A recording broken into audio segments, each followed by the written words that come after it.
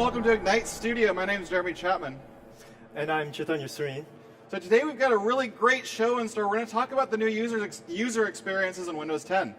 Yeah, really excited to show you a little more detail about the user experience behind Windows 10. And we thought about Windows 10, we thought about merging the familiar Windows 7 with the modern Windows 8 into a better package. And so we can talk. I think it'd be better if we just demoed. Let's just do a demo. Let's just do that. All right.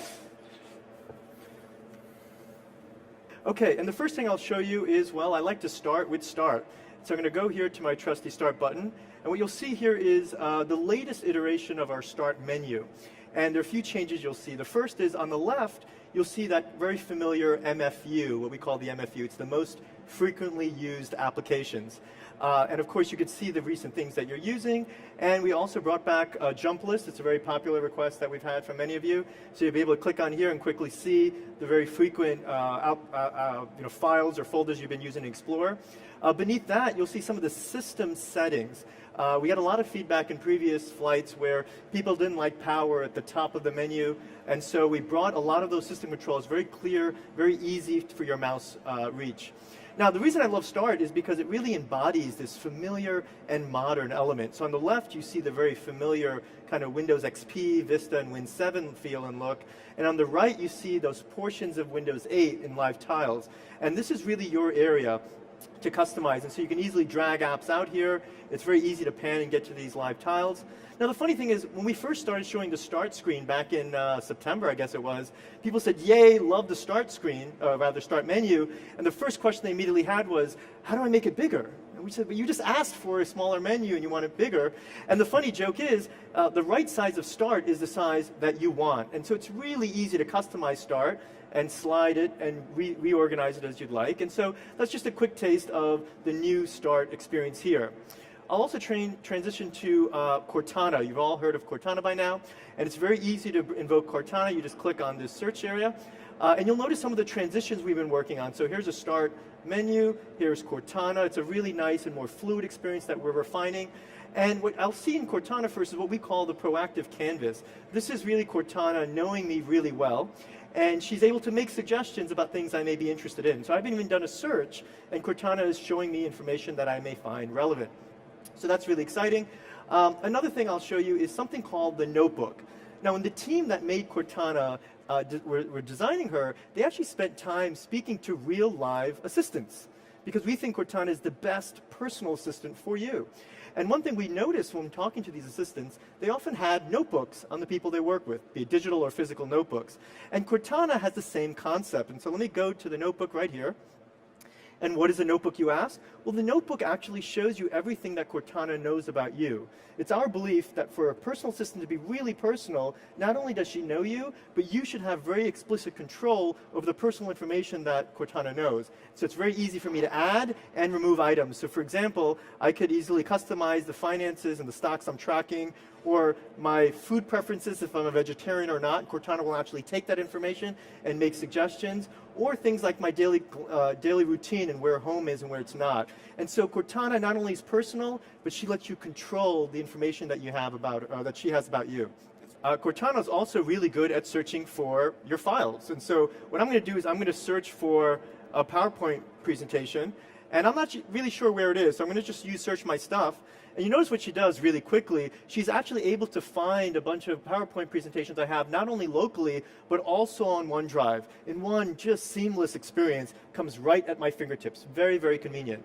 She's also amazing at searching the web. And so I'm going to search for a restaurant in Seattle. And conveniently, that transitions my demo to this little browser that you may have heard of called Microsoft Edge. Finally, happy to say the real name. We've been calling it Project Spartan this long. But you've seen Edge, and let me give you a quick summary of some of the things it does. The first thing I'll point out is we just were talking about Cortana in Start and kind of its home base and how she lives on the taskbar. Well, she also happens to live in the browser. And so if you look, I went to this website, this restaurant in Seattle, and you'll notice immediately Cortana, as you'd expect, is really helpful, is there just in time to give me more information about this restaurant. So I can click here, and I'm easily going to get some information. Now, what I love about this is, I don't know about you, but when I surf the web, I tend to have a bit of ADD, right? I start doing something here, quickly open up a new tab, do something else, go back, and suddenly I have a lot of tabs, a lot of windows. What Cortana is really good at is, in an integrated way, to bring information to you in real time.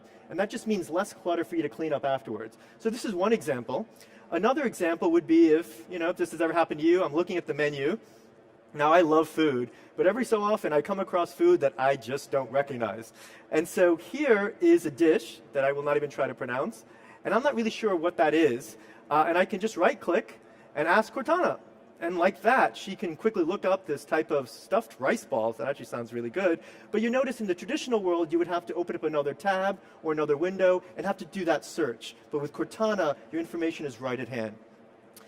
The other feature of Edge I would love to show you is, so let's say, imagine, here I was in this scenario, I was going to this restaurant. Imagine I was designing this restaurant's website.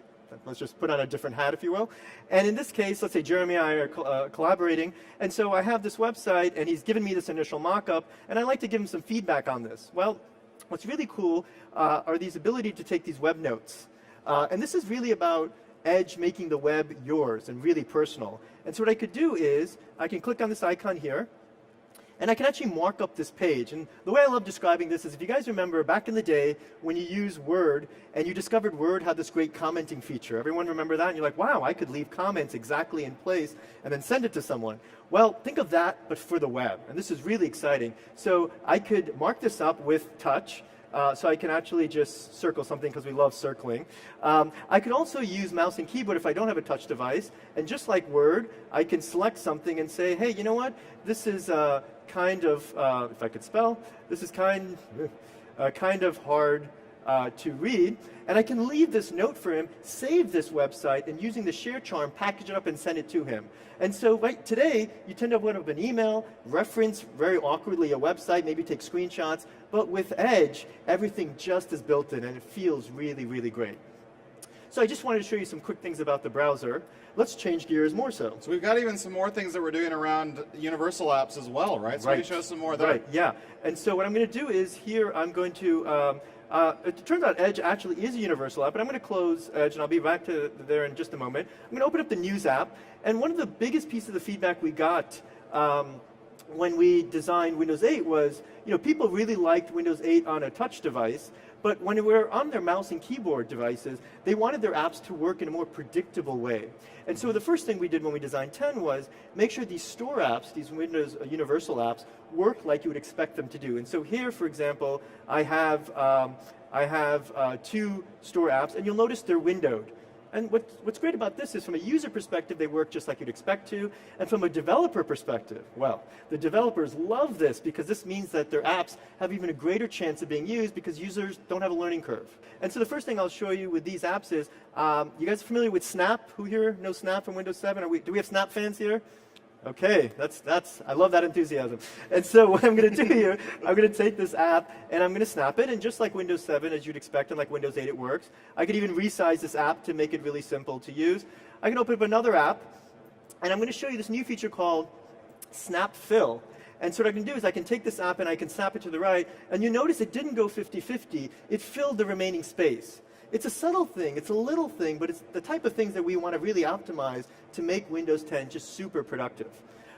Another scenario I want to show you is, well, let's open a bunch of windows here. Here's my real desktop. I have a bunch of Explorer windows. Let's bring Edge back here, some other apps, calendar. Now you're starting to see I have several apps open. And now let me ask the audience a question quickly.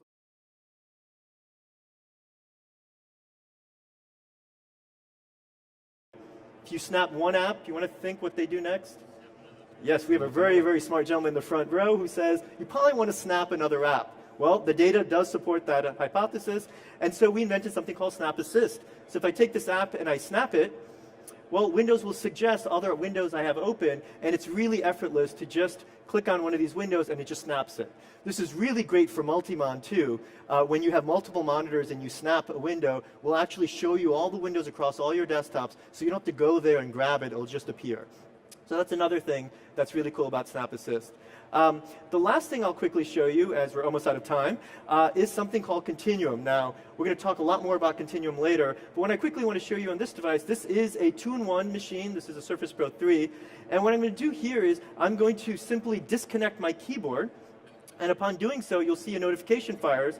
If I say yes, the machine actually converts itself into a tablet. And you'll notice that taskbar at the bottom is very much optimized for a tablet now. All those superfluous apps are gone. You see very simple controls in the bottom left corner that match your Windows Phone and a Windows tablet. And we've even cleaned up the notification area in the bottom right because all that extra stuff isn't really necessary. So that's just a taste of what we have. There's a lot more we're going to show in our later session. We're going to show a lot more devices and show UI that you've never seen before. So really, when you think about all the different things that you can do within Windows 10, all the familiarity that you have across Windows 7 into Windows 8, all of the things that you can do around windowing the universal apps, the start screen getting smarter, this makes it a lot easier, I think, to transition, especially if you're coming from any of the versions of Windows 7 and forward into this operating system, plus the features we have around, Continuum and making sure that we know when it's a tablet, when it's got a mouse and keyboard.